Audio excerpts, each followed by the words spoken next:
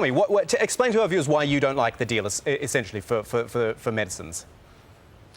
Well, for medicines, it was disappointing to hear the White House scare tactics that you just mentioned about China writing the rules. Instead, what we're doing is letting American big business write the rules and transform other countries' laws. For medicines, it's going to mean vastly expanded pharmaceutical monopoly powers, and that means reduced access to affordable generics and biosimilars. The deal gives the pharmaceutical companies new rights to knock competition off the market, allowing them to price at any point they see fit. And unfortunately, pharmaceutical companies tend to find that they make the most money selling at high prices to the few rather than affordable prices to the many. So we believe the Trans-Pacific Partnership is going to cost lives. And, I mean, is this, from your knowledge, is this the... I guess what I'm saying is it all final now? I know it has to be signed off on, and other governments will obviously have something to say in it. Are there any loopholes, or is there any way for you to continue to sort of protest what you believe is the other issues with it?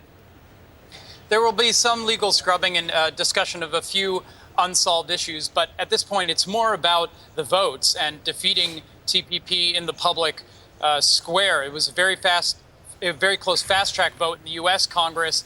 There are concerns about medicine's labor environment. We do not think this is an agreement that's going to shore up those standards. It's an agreement that provides many venues to attack those standards, then tries to offer some compensating fragments in return. So it's going to be a difficult fight for the TPP still going forward, and we will continue to work on it. I know this is a slightly difficult thing for you to explain, but I'm still going to ask you, look at it from the other perspective. You've told us you believe lives will actually will be the cost here, but on the flip side, the pharmaceutical companies, the pharmaceutical industry, are they going to win out of this? Well, they're going to...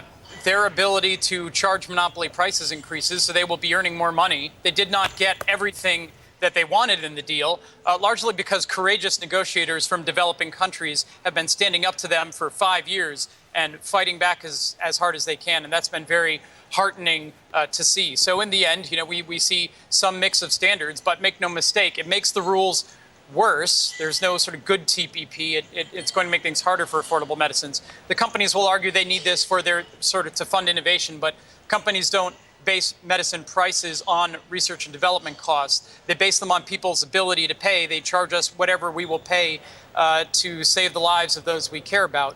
We put a lot of public money in innovation as it is. The companies already have extensive protections through the World Trade Organization, which the companies helped write. So there's no evidence basis that we need the rules in the TPP to advance medical innovation. We think there are better ways to do that. This is really about just the pharmaceutical industry lobby and its tremendous influence on Washington getting some of what they want. Peter Maybarduk, thank you so much for your time today as this deal has unfolded. We appreciate it.